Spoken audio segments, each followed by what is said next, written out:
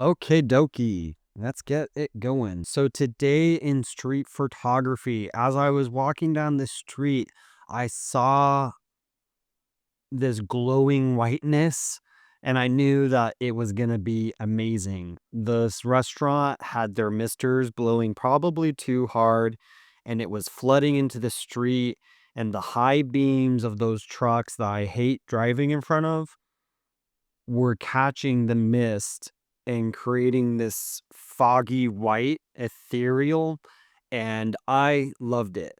The other thing I love about this is it shows the importance of how are you exposing for the subject or are you exposing for the light?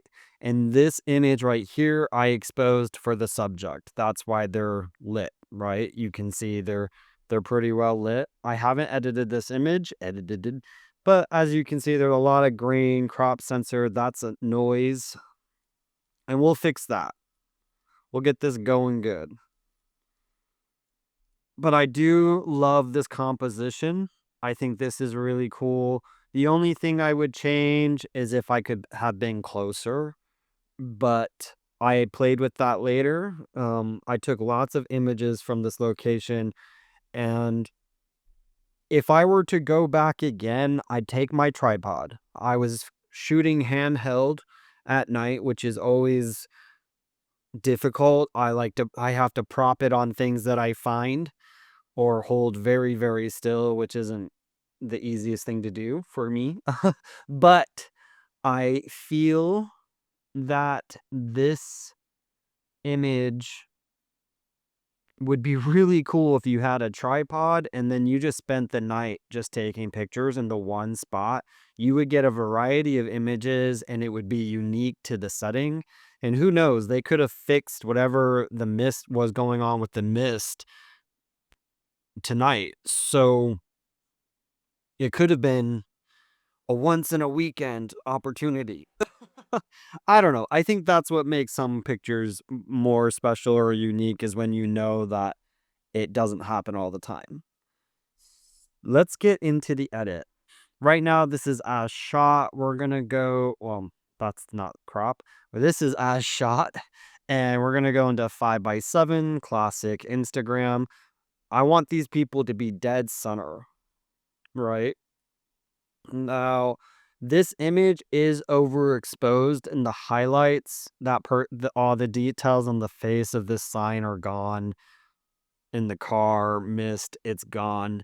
And I am editing this not because this is I like silhouettes in street photography. At this point, that's what I was going for last night. This was an image that happened because I noticed what was going on and I had to take it, and I took it as fast as I could. The settings were 14 millimeter because I have a pancake lens, 1/8, uh, 7.1 aperture, 16, which is roughly what I was shooting with. I mean, the shutter speed was changing a little bit throughout the night, but I kind of stayed on the 1600 ISO almost the entire night because I found lowering was too long of a shutter. And yeah, so that's the settings. Now we're going to go into, we did the crop.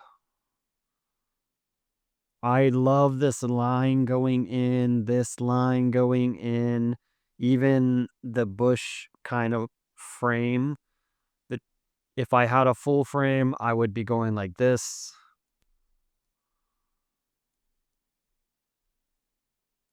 Let's just look at it. This is how I would do it if I had a full frame. But as you can see, it's too grainy. And I don't think this would print very well. Um, let's just experiment and do the denoise first because AI's gotten pretty crazy, and let's just see what it looks like. Yeah, that light underneath the chin That's no bueno. I wonder if it's a car light causing that. Didn't even see it before. That's interesting. I kind of love the star formation in the lights. It's so cool to me. We're gonna edit this image. We're gonna crop it. It's a little weighted to the right now. So I'm gonna move them over. And the truth is to me, that red dot is ruining the image. This is the difference between being it, it's almost irritating. It's it's still a good image. I'm extremely proud of the composition. Or I think the composition is so cool. So I'm still going to edit it even though technically there's a lot of issues with this. For example, this I'm pretty sure these are reflections in the lens. These dots, they're not actually in the bush. That's just happening because these lights are getting caught on my lens. I think that is a real light. And then this is blown out. You see, it's completely blown out. So this can't, not can't be, but this is just a personal, um, this is just a for me edit. And also, I think it will highlight what's cool in the image. So first things first, we're gonna lower the exposure just a tad because I feel like it would benefit. Then we're gonna bump the contrast. I don't really know if I'm loving how that is making everything disappear. So I'm gonna keep it real low. Highlights, definitely bringing the highlights down. Not too far. Because while it is overexposed in the lights, it is a little logical, right? It makes sense in your head that it would be overexposed. Now, shadows. Will we bump the shadows or lower the shadows? I want to lower them right now because I feel like that will add depth to the image. The shadows, this line, that line, those are the blocks. This it's it's before when gray turns into black, that's the blocks, right? But shadows is like the gray area. My understanding, of course. And so with this image having been exposed for their backs, this is the normal, this is like the gray, or this is the mid, right? And then these darker sections right here are going to be the shadows. And just to show that, we'll go all the way, go up. You can see what's being affected. It's this lower, it's here, it's there, it's up here. But we will lower that bit by bit until I feel like the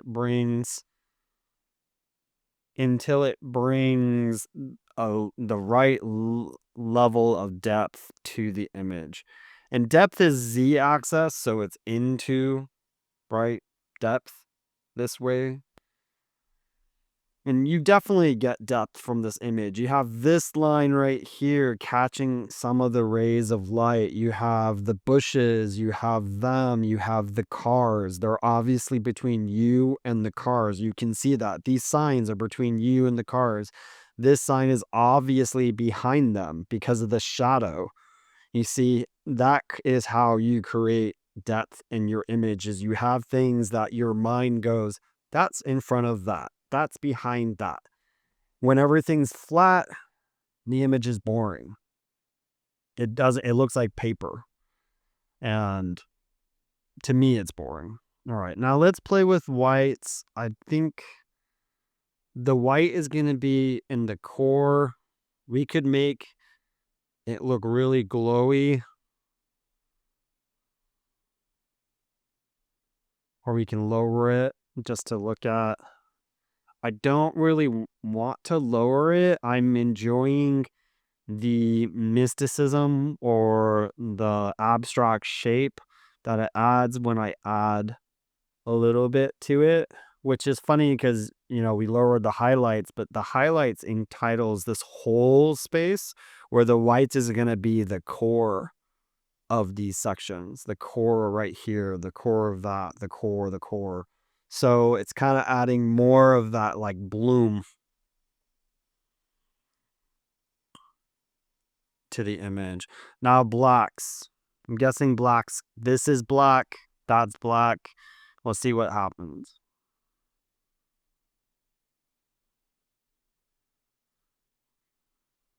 Now when we lower the blacks, what I'm getting is this is being cut off.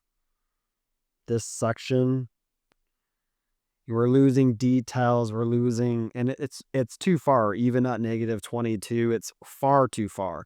It does give a nice kind of cross um contrast, it's like bright here, dark there, but it's too much. And you can also look at the histogram there or here is when we lower it, this green line is going to disappear. It means that we're losing all the information in those colors. And I only want to lower it a tad. We could turn on clipping.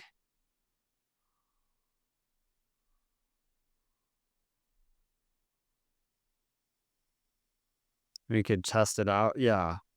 So, yeah, see, this is where we're clipping it, which means information is being um washed out, and there's just not any information there anymore. It's just black, right? There's no details.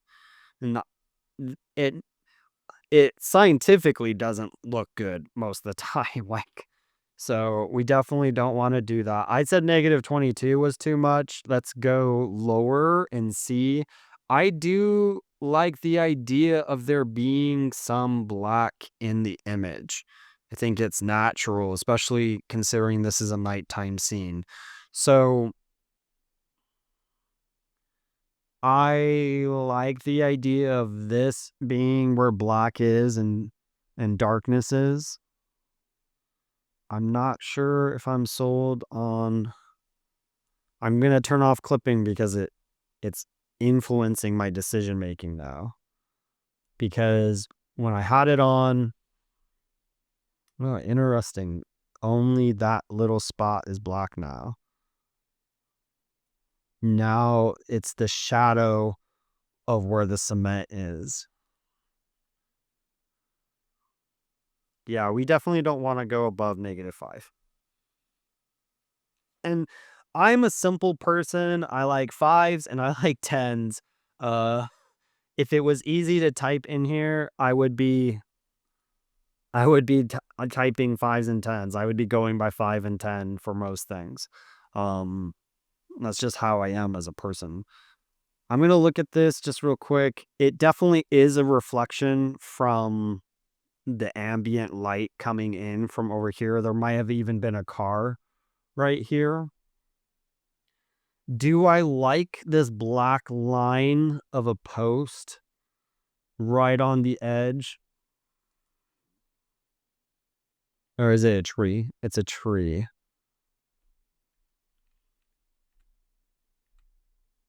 Yes, but I like it to be more purposeful. Now this is really nice. This looks purposeful. It doesn't look like a sliver. It looks like a chunk.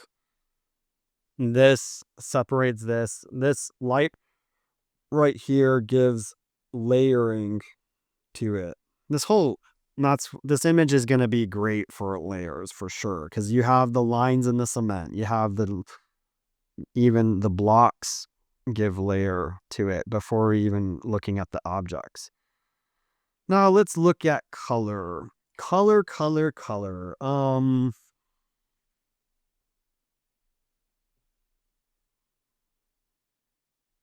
Just to play with it, black and white would fix the under the chin red that we got. My problem is looking at this black and white. To me, it's giving 60s vibes. It's giving like archaic photo, and that's not really what I want to convey. It doesn't fit into the series of the night, but we will be playing with the temperature. These are definitely yellow lights, and you can see the blue light of an LED high beam versus the yellow lights. I forget what those are called, fluorescence. Don't quote me. I'm not a scientist. I'm just an artist. I don't have to be right about anything. Anyways, so do we want it to be more yellow? No, too yellow. Do you want it to be more white or blue? This is making his shirt blue. And I feel like it's highlighting. It's losing some of the beauty.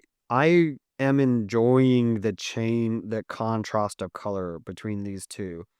And this is where I know for a fact that some people would be orange and teal is a color scheme for cinematic videos, and presents a nice opportunity for orange and teal. It just does, right? So you'd have teal sweeping in over here, and then you'd have orange casted right here. And one thing you could do is, if you wanted it to look more natural, is you could bring this in saturation, and then you can go, what hue do I want it to be? Yellow, orange to pink. Okay, so return it back to base, and we're gonna go here. And then we're going to fix the saturation so it looks more natural, because 45 is way too much. Now, if you want this blue teal to be more saturated,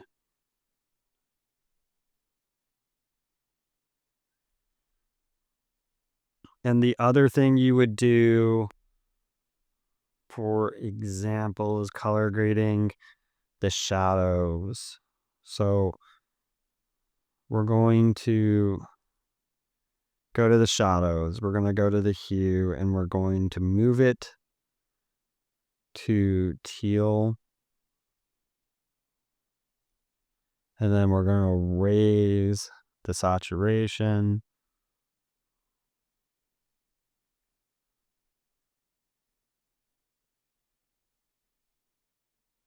And you can see how the cement is taking on an off shade of teal.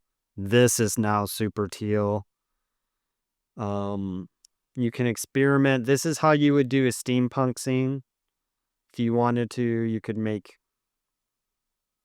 this is how you change the colors. I find it's pleasing to the eye. No doubt about it. There's some color combinations that people just naturally like. I feel that I didn't see this, which is the debate of, am I expressing something or am I capturing something? And that's the question of how you want to use it. What are you going to do with this image? I definitely feel like A little hint isn't bad, right? It's not bad at all. And then, for example, these reflections in my lens, I don't have a problem removing those because they are caused by imperfections in my lens, if I'm understanding correctly. As I've said, I'm not a scientist. Uh-oh, AI. But AI is just an algorithm at this point. Okay, that is not a good choice. It's not bad. It's not great, but it's not bad.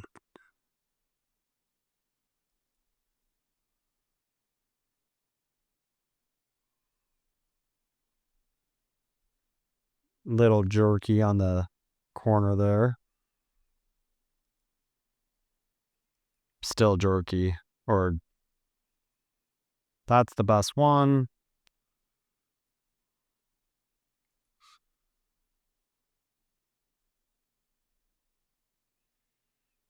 This does disqualify it from a lot of competitions. I'm not submitting this to a competition.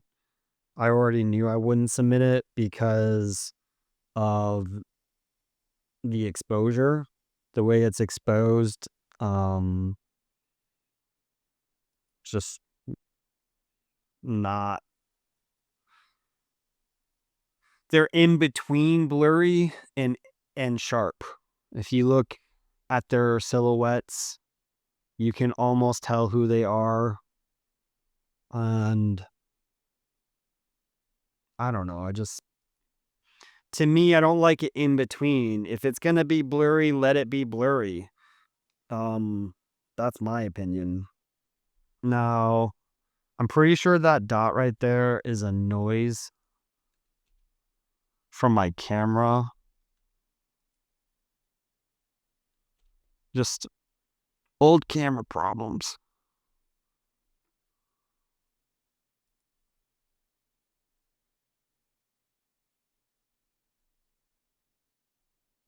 Then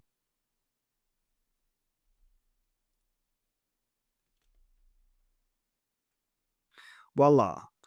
I think this is a fun image. I think the composition's really cool. I think that